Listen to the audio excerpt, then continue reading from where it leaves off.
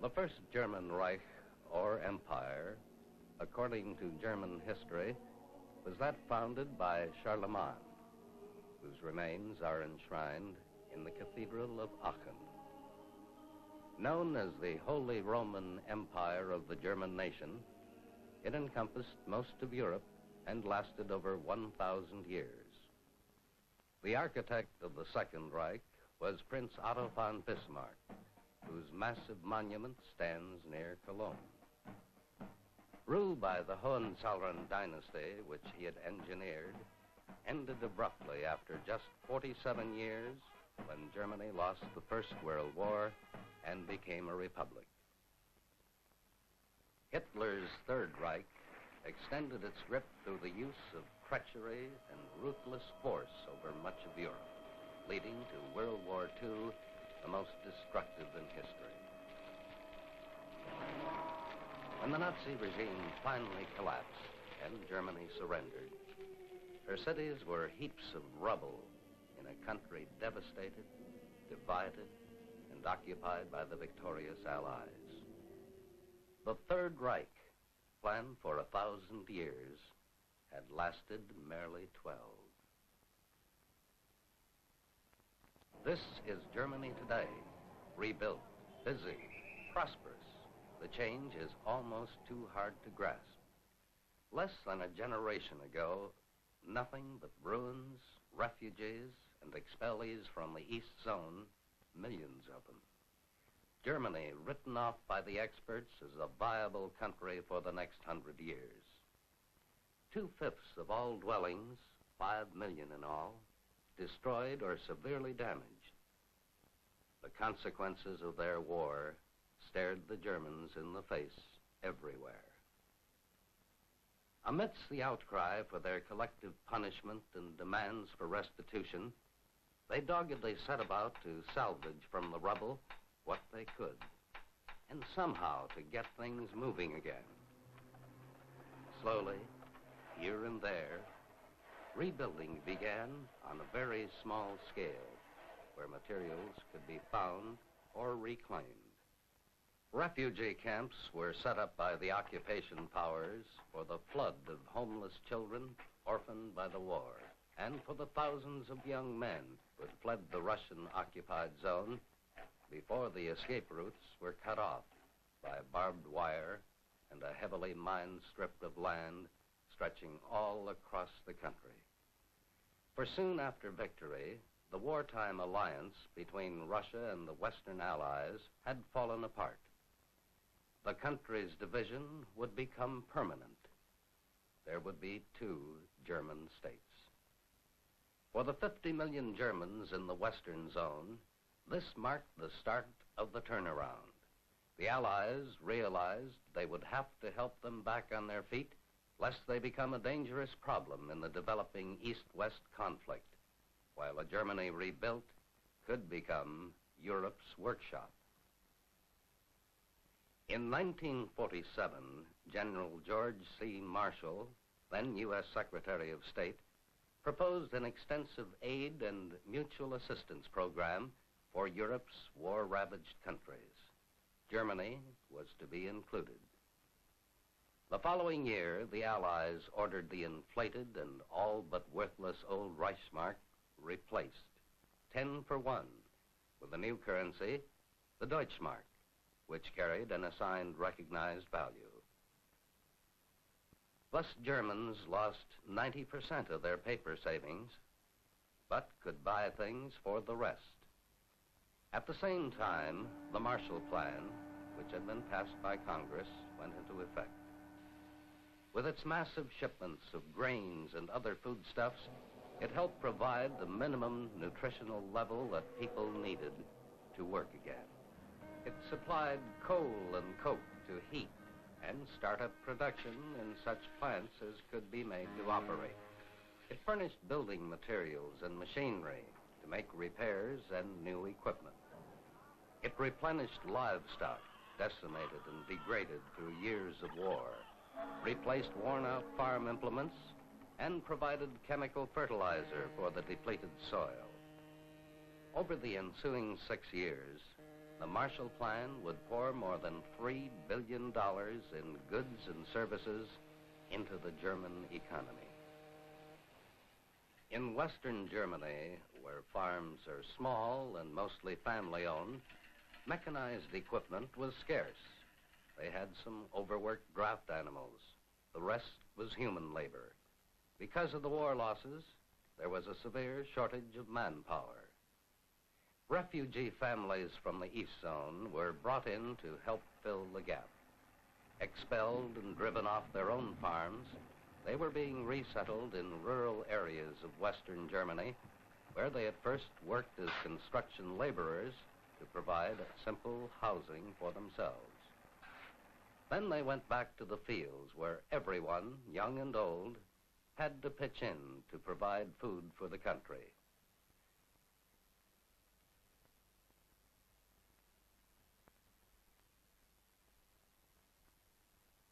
A succession of good harvest seasons aided their effort. Gradually, as mechanized farm implements became more available, farming efficiency improved. By 1950, West German agricultural production had already reached pre-war levels.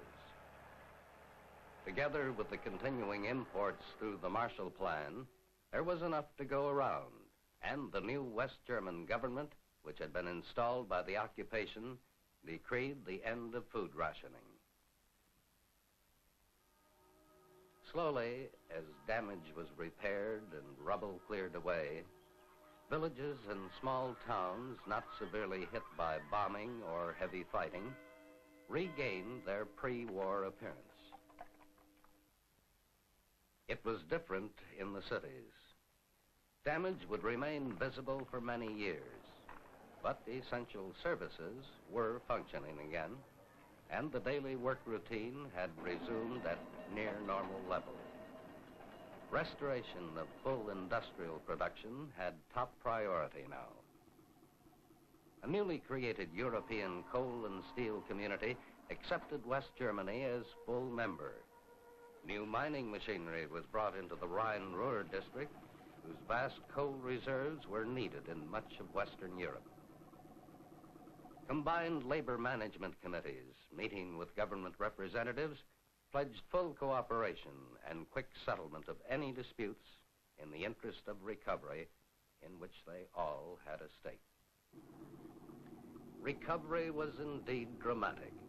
Within a surprisingly few years, the famed and sometimes notorious heavy Rhineland industries, not so long ago destroyed or dismantled and outlawed, went back into operation. By 1953, West Germany's steel output exceeded pre-war levels and totaled 40% of the whole European coal and steel community. Her trade was in balance. A year later, she had earned a trade surplus of over $1 billion. Her occupation status was ended, and she turned her full energy to the reconstruction of her cities. Subways were dug where bombs had fallen. Damaged city sections were leveled and rebuilt from scratch to meet modern needs. Historic edifices were restored at great cost, sometimes to stand incongruously amidst the new architecture. But the most urgent attention was given to schooling, which had suffered badly during the war and post-war chaos. Classroom and teacher shortages had to be overcome. Thorough grounding in the basic skills for the Nachwuchs, the new crop, early and proficient vocational training, and up-to-date science instruction in high schools and colleges was now doubly important for a Germany determined to regain her prominent position among modern industrial nations.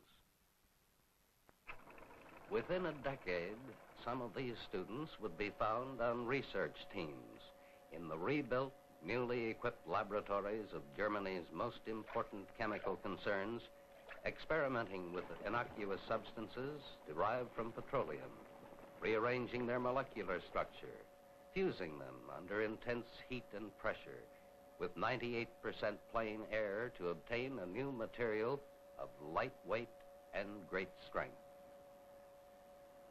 Progressing from the laboratory stage to industrial production, it would be turned out in huge, easy-to-move blocks.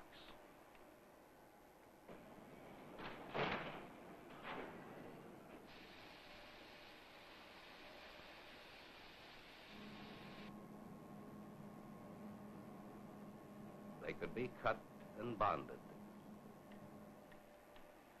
reinforced with steel rods and molded into complete wall sections with cutouts for windows or doors, ready for quick mounting and finishing inside and out.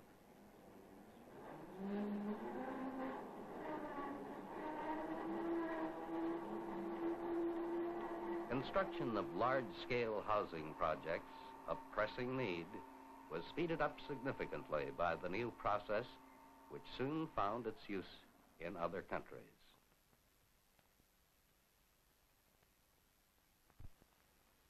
The Common Market had been founded, an economic community of 6 nations, including Germany, who had agreed gradually to eliminate all tariffs between each other and to trade their resources and products on mutually favored terms. The 6 were later joined by 3 more countries. As an equal partner in the community, Germany could now count on preferential treatment in a market of nearly 200 million people with rising living standards and steadily increasing consumer demands. Her big industrial concerns, back in business, working at capacity, and expanding rapidly, had exploration teams out searching everywhere for additional new sources of energy and raw materials. Industry runs on oil. More drilling rigs went up in the state of Lower Saxony, where major German crude oil fields are located.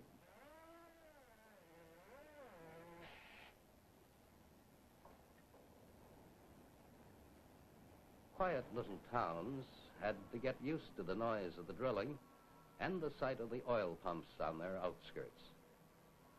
For them, it meant added income. For the country, that much less oil to import. Construction crews were busy laying a pipeline to Germany from the Netherlands, where a huge deposit of natural gas had been discovered. German chemical firms had bought a large share of the find to use it in the manufacture of plastics, drugs, dyes, and many other products. German mines stepped up their output. Potash embedded between rock layers at a depth of 1,000 feet was hauled to the surface in ever-increasing quantities. Important as fertilizer and used as ingredient in glass making, it was a valuable export item as well. In time, Germany's potash production ranked second only to that of the United States. Most raw materials, native or imported, were bulk loaded and shipped by barge to the industrial center of Western Germany. Here, strung out along the banks of the Rhine, lie the plants that make up the economic backbone of the country. The vast chemical complexes, completely rebuilt with their new research laboratories and production facilities, developing new dyes and drugs, pesticides and plastics. The renowned Jena Glass Works, relocated at Mainz in the western zone, producing high-purity optical glass for satellite windows and bubble chambers, scientific equipment for laboratories, and klystron tubes for nuclear accelerators, testing new glass compounds for the consumer market, tempered glass, impervious to sudden temperature change, chemicals, fabrics, glass, machinery. German industry had made its comeback. Production everywhere was in full swing.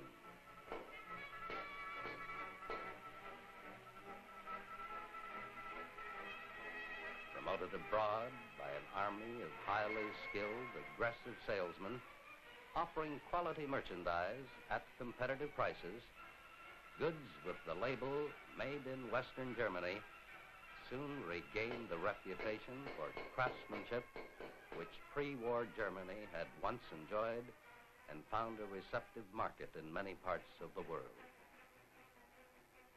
Her sales abroad, climbing year after year, more than paid for the raw materials and foodstuffs she had to import.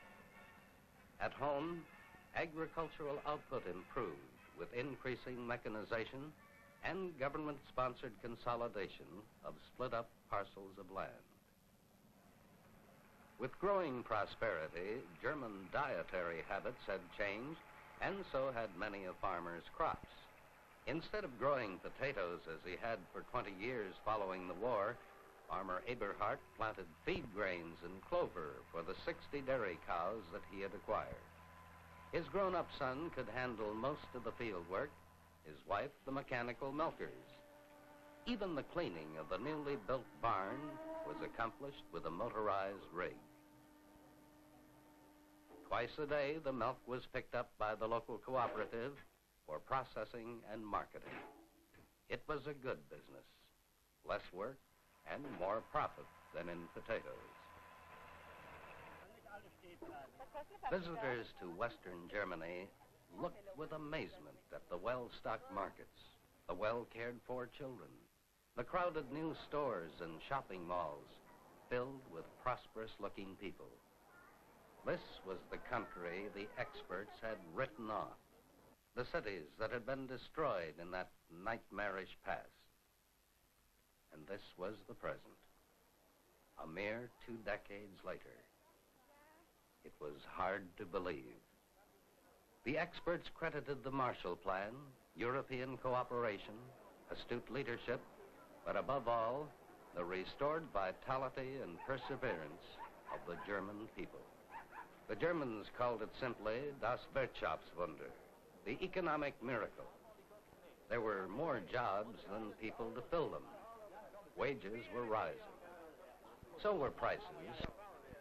People could afford some luxuries, and here and there, a little gamble. Banks were bulging with savings and profits from foreign trade.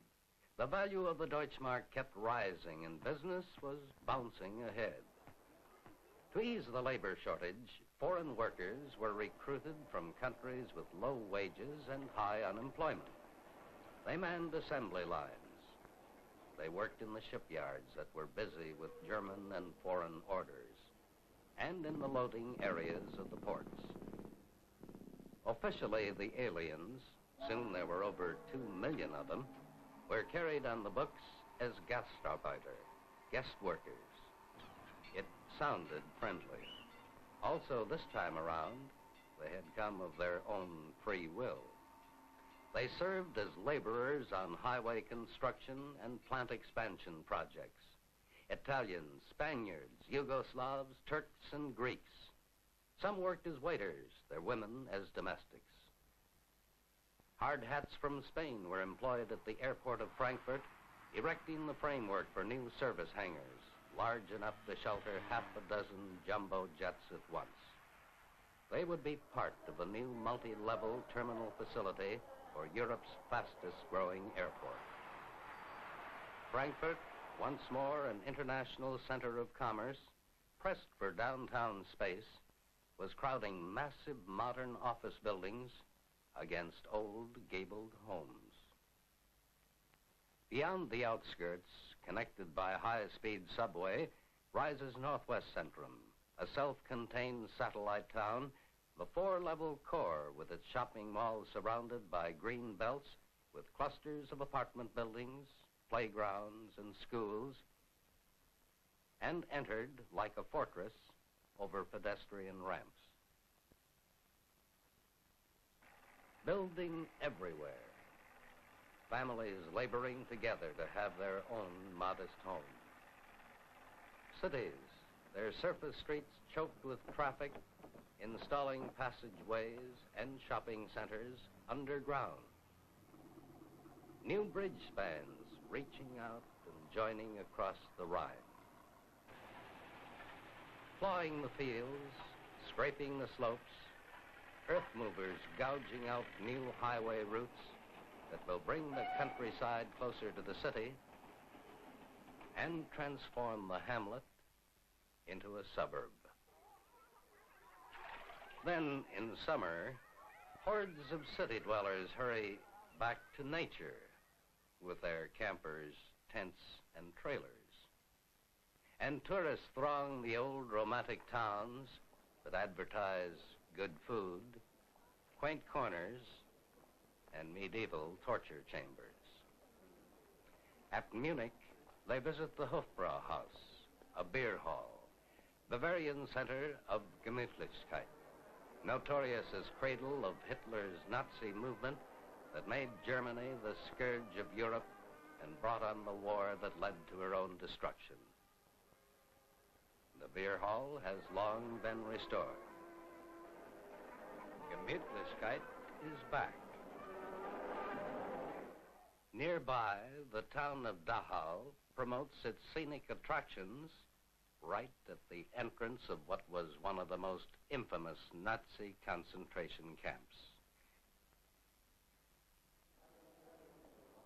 Dachau, a memorial now, dedicated by a post-war German government to countless thousands of victims. A reminder for all Germans, for all people, of 12 years of barbarity beyond comprehension. Dachau, one granite coffin and a solemn promise on a wall of stone.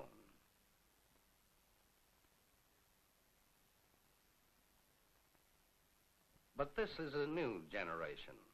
West Germany is now an ally. At the city of Gießen, on Armed Forces Day, Germans proudly inspect their country's modern weapons. Their children are permitted to climb a tank, to turn a crank, to ride a turret. It's just like a merry-go-round. Then the traditional parade, the marching tunes, the customs and uniforms of yore, the trumpets and the drums.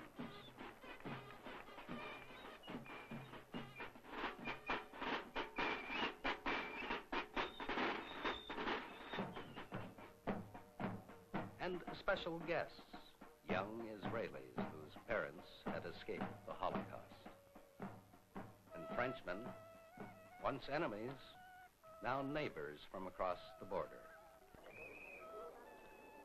In another city, Belgian troops assigned to duty with NATO, the North Atlantic Treaty Forces, commemorate their Day of Independence in a German church.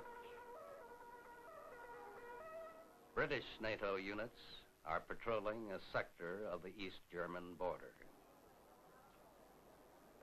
A task force of the U.S. Navy, calling at the port of Hamburg, is greeted by a Sunday crowd.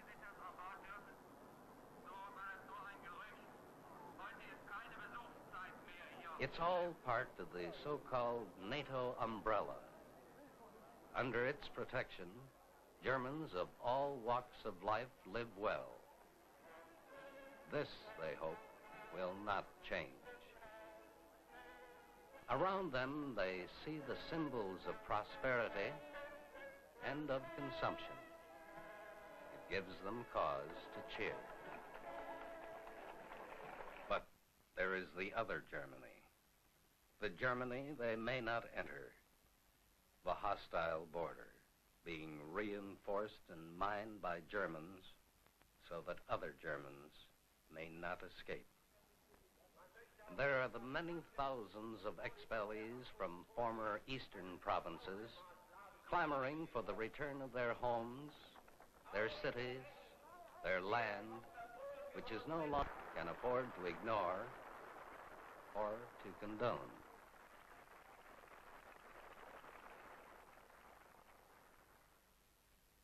And there is Berlin, the former capital, divided like the rest of the country.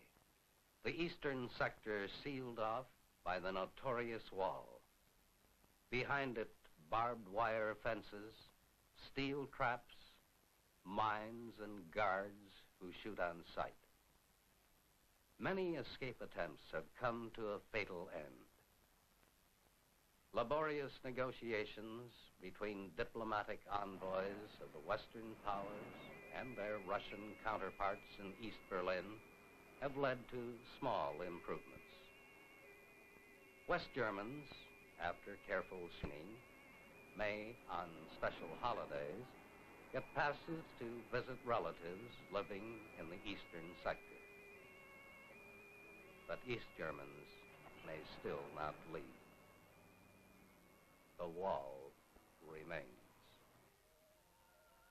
And West Berliners, outwardly unconcerned, live on their island of bustling, precarious prosperity deep in the eastern zone, while the others behind the wall still must stand in line for food.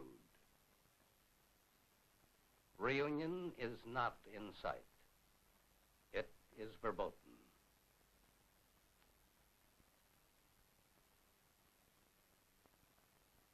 The monument to the Russian soldier stands just inside the British sector of West Berlin.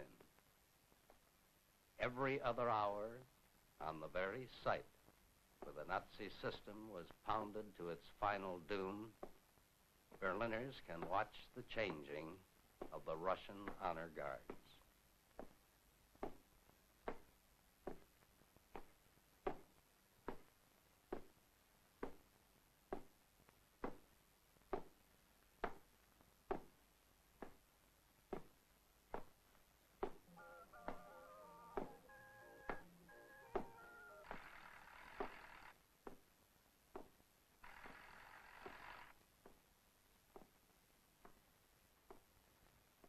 One generation has passed. Memory slowly fades to history.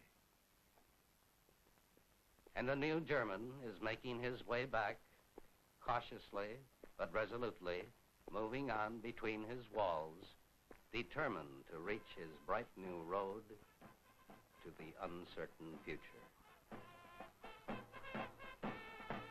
Is a viable country for the next 100 years. 2/5 of all dwellings, 5 million in all, destroyed or severely damaged. The consequences of their war stared the Germans in the face everywhere. Amidst the outcry for their collective punishment and demands for restitution, they doggedly set about to salvage from the rubble what they could, and somehow to get things moving again. Slowly, here and there, rebuilding in a country devastated, divided, and occupied by the victorious Allies. The Third Reich, planned for 1,000 years, had lasted merely 12. This is Germany today, rebuilt, busy, prosperous. The change is almost too hard to grasp. Less than a generation ago, nothing but ruins, refugees, and expellees from the East Zone, millions of them. Germany written off by the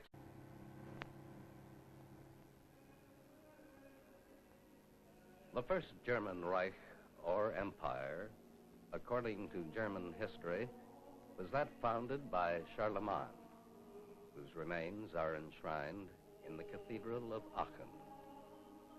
Known as the Holy Roman Empire of the German nation, it encompassed most of Europe and lasted over 1,000 years. The architect of the Second Reich was Prince Otto von Bismarck, whose massive monument stands near Cologne. Ruled by the Hohenzollern dynasty, which he had engineered, ended abruptly after just 47 years when Germany lost the First World War and became a republic. Hitler's Third Reich extended its grip through the use of treachery and ruthless force over much of Europe, leading to World War II, the most destructive in history. When the Nazi regime finally collapsed and Germany surrendered, her cities were heaps of rubble. Began on a very small scale, where materials could be found or reclaimed. Refugee camps were set up by the occupation powers for the flood of homeless children orphaned by the war, and for the thousands of young men who had fled the Russian-occupied zone before the escape routes were cut off by barbed wire and a heavily mined strip of land stretching all across the country. For soon after victory, the wartime alliance between Russia and the Western Allies